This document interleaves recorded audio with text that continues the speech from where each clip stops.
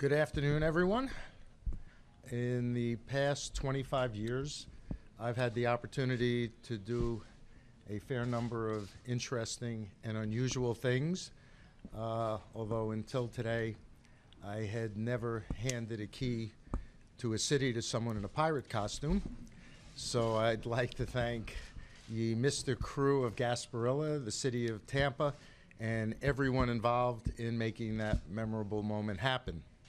The opportunity to intertwine the 2018 Honda NHL AllStar Weekend activities with those of the Gasparilla Pirate Festival, which has been a Tampa Bay tradition since 1904, was one of the many elements that brought us back here for this year's celebration. We are, as I think most of you know, returning to Tampa Bay for the first time since 1999, which was actually, in and of itself, a fascinating All-Star Weekend.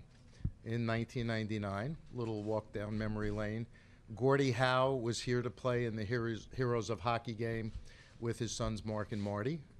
Rocket Richard was here because the Canadians donated the Rocket Richard Trophy to honor the league's leading goal scorer. And that was done at center ice when this building was known as the Ice Palace. Wayne Gretzky was here for what turned out to be his final All-Star game of his playing career, and in true 99 fashion, he scored a goal and 2 assists and was, of course, named the MVP. That 1999 All-Star game also marked the first group donation to Hockey Fights Cancer. That was the initiative which the hockey community first united to support Tampa Bay forward John Cullen in his fight against non-Hodgkin's lymphoma. That All-Star Weekend, the league, the NHLPA, and all of our other constituent groups that were involved donated the first $900,000 of what has become and raised millions for research, while at the same time elevating awareness. At this moment, the Hockey Fights Cancer initiative takes on even more urgency. In the past 6 months, the NHL family has lost Brian Murray, Dave Strader to cancer, and as we play this season, Brian Boyle, Kerry Fraser, Pierre McGuire, and Eddie Olczyk are fighting hockey's most important fight. Everyone in the NHL family sends strength and best wishes to them and to everyone impacted by that dread disease. We also send comfort and condolence to the families and many friends of Red Fisher and Jim Johansson, 2 giants of the hockey community who passed away in the past few days. One other thing about All-Star in 1999, the other day somebody showed me a transcript of my media availability back then, and one of the items I mentioned was that we were working with Nassau County in New York to get a new home for the Islanders. You know, some things just take a little more time. As we enter the 2018 Honda NHL All-Star Weekend, the Islanders are on track to build their new home, and that's one of many highlights of this season to date. On the ownership front, we welcome Tom Dundon to Carolina as the majority owner. Tom is not wasting a moment getting started with the Hurricanes, and we are delighted to have him. And at the same time, we thank Peter Karmanos for his many contributions to the league and to hockey in the Triangle. On the ice, I don't know what superlatives are left to describe the start of the Vegas Golden Knights. It's been incredible for the fans of the Golden Knights and their city. As you all know, they lead the Western Conference in points and goal differential. Before the season started, we were hopeful that the expansion team, the Golden Knights, would be playing meaningful games into March of their first season. And based on the first 48 games, it may be reasonable to think they'll be playing meaningful games into March and beyond. Elsewhere, we can't mention great starts without, since we're here in Tampa, mentioning the Lightning, who mounted the best start in the franchise's history. The Boston Bruins entered the All-Star break with points in 18 consecutive games. The Colorado Avalanche just had a 10-game winning streak and already have exceeded their point total for all of last season. We played 2 games in Stockholm, Sweden, and our first games in China with the energetic support of our partner ORG Packaging. Mr. Joe of ORG is with us here this weekend, and we look forward to continuing to build on this important relationship. Looking ahead to next season, you already know the schedule of outdoor games. The Chicago Blackhawks and Boston Bruins will play the 2019 Bridgestone NHL Winter Classic at Notre Dame Stadium, and the Philadelphia Flyers and Pittsburgh Penguins will be playing in the Coors Light NHL Stadium Series at Lincoln Financial Field in Philadelphia. I'm pleased to announce that the 2019 NHL AllStar Weekend will be hosted by San Jose on January 26, 27, 2019. And of course, we're looking forward to bringing the All-Star festivities back to San Jose for the first time since 1997. Brief update on next season's international plans. In mid-September, we intend to travel 2 teams to China to play 2 preseason games and continue the 2018 ORG NHL China games. Details are being worked out with the Players Association. Discussions are ongoing. So that's all I can give you right now on China. That is a work in progress. In late September, the New Jersey Devils and Edmonton Oilers each will play 1 preseason game overseas against local teams. The Devils will play in Switzerland and the Oilers in Germany, and then they will play each other in their regular season opener in Sweden.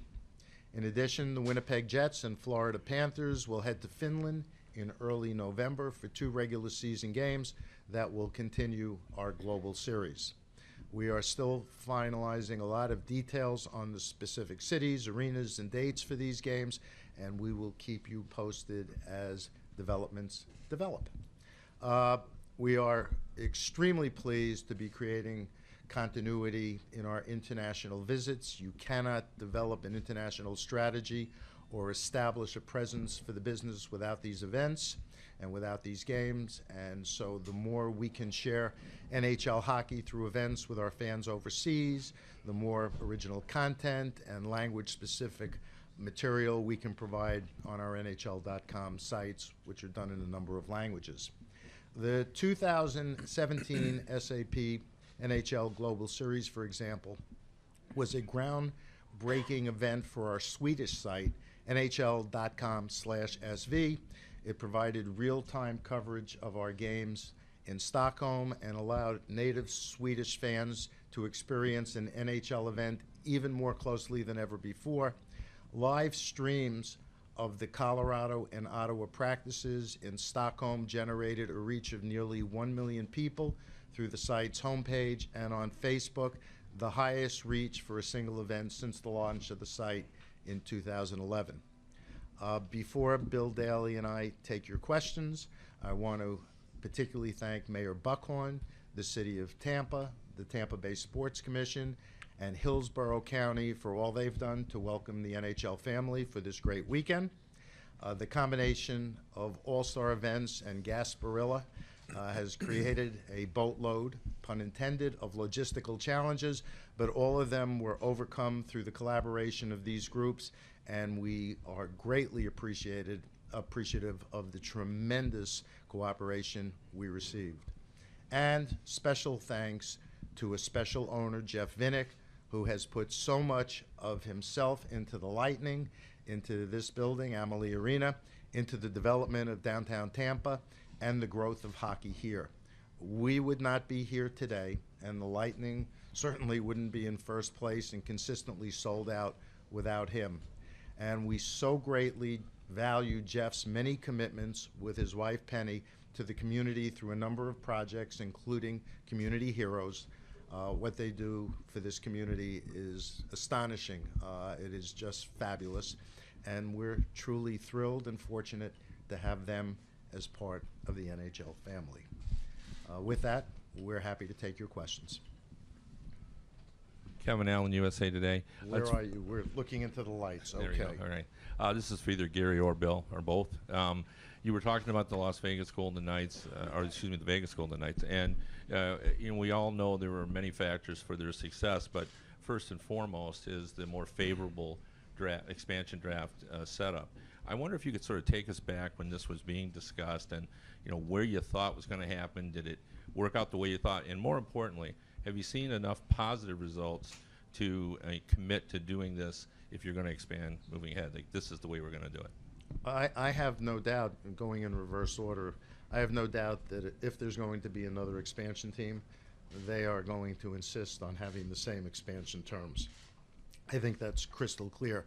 I think George McPhee did an outstanding job of using the rules.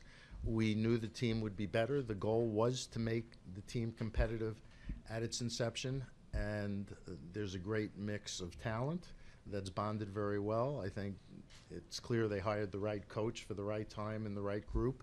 And I've said this regularly, what has gone on in Las Vegas in the wake of a terrible tragedy, I think, has this team playing on a bit of a mission. They've been part of the unity and healing of Las Vegas since the shootings in early October. I was there opening night, which was extraordinarily emotional, and it is crystal clear that the players who were so great in terms of going into the community and being part of the healing process, that the bonding that has gone on is something that's extraordinary in this short a period of time. And I think on some level the players are on a bit of a mission. I think the owners and the clubs also deserve a lot of credit for supporting the expansion draft rules. Certainly it was our objective to make the expansion team stronger than it had been traditionally or historically. And our owners on our executive committee in the first instance, and then ultimately the Board of Governors embraced that as an objective, and I think we were pretty successful.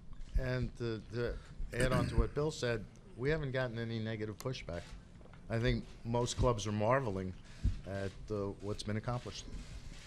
Gary, I'm sure that the original plan probably would have been to be able to announce more on the China games, given that you announced the European games. Could you address what is sort of holding that up at this point? As you know, we do events jointly with the Players Association, international events jointly with the Players Association. We partner together, and we need to make sure as we go through this process that both sides are comfortable with all the details. And rather than rush things or even announce something unilaterally, we want to make sure our partners and we are in sync.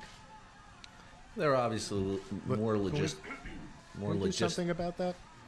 More logistical challenges associated with international games and international travel, and taking a little longer to work out than we would have hoped. Gary? Yes. Ken Campbell from the Hockey Hey. News. Hi, Gary. I guess it would be fair to say that there's been a bit of confusion lately regarding goaltender interference. Probably in the last week, you've had two of the young, great players in this league essentially show up officials because of it. Wondering where you sit on that, whether it's something that can be regimented, tightened up. Are we going to see any consistency on this? It's a good question, and I'm actually glad you asked it. We just had a meeting. Coley Campbell put it together with hockey operations, the officiating department. There were a couple officials there. There were some coaches who happened to be in town, some general managers, and guys who work with Coley in hockey operations. When you say a bit of confusion, that's right. I mean, overall, the system works, but I think we've gotten to the point where everybody's overthinking the review. The intention, particularly on goaltender interference, is, did you miss something? Was there a glaring corner? Not can you search for something that might overturn the call? And I think the consensus of the meeting, although Bill can jump in because I had to leave a little early, was really more, we need to give a refresher, and we're going to send a memo to the officials. Take a good look, quick look, but don't search it to death. If the presumption should be the call on the ice was good, unless you have a good reason to overturn it, and you shouldn't have to search for a good reason. The language of the rule is 78.7, I think. It was actually pretty clear. and we refreshed everyone in the room with respect to the language of the rule and the intention of the rule, and that's going to be re-emphasized to the officials. Good.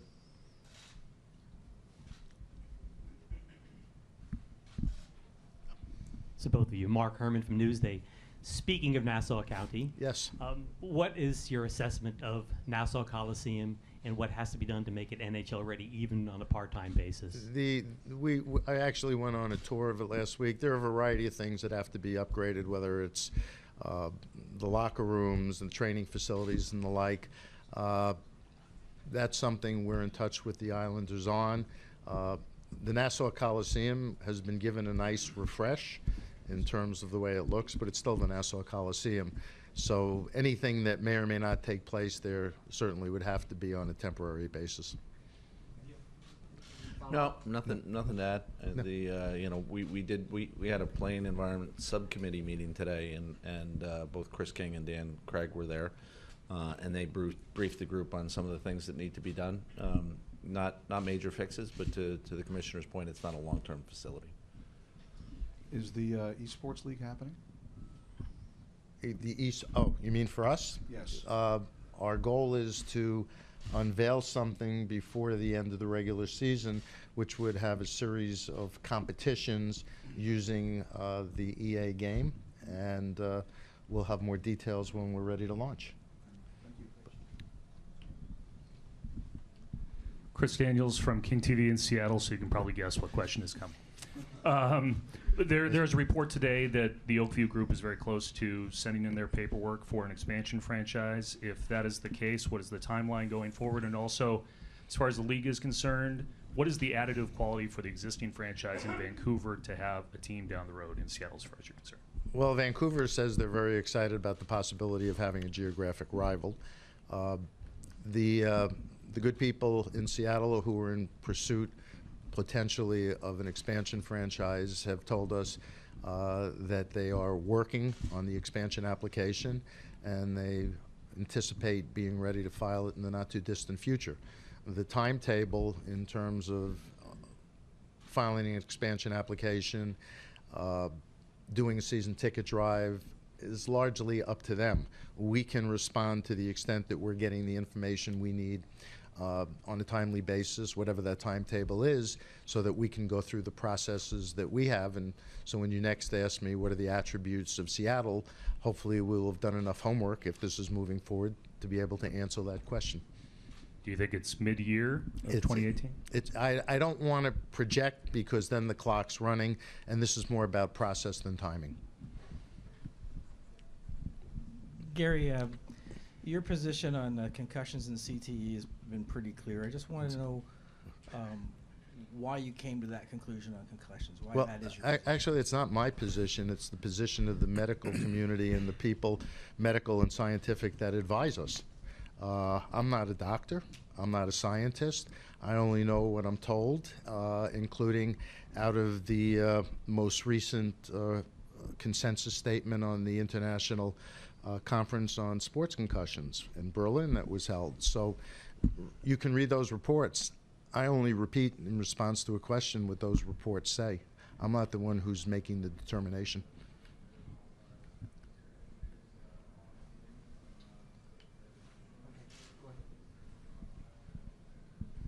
Hi, Gary. Scott Morganroth, Detroit Monitor.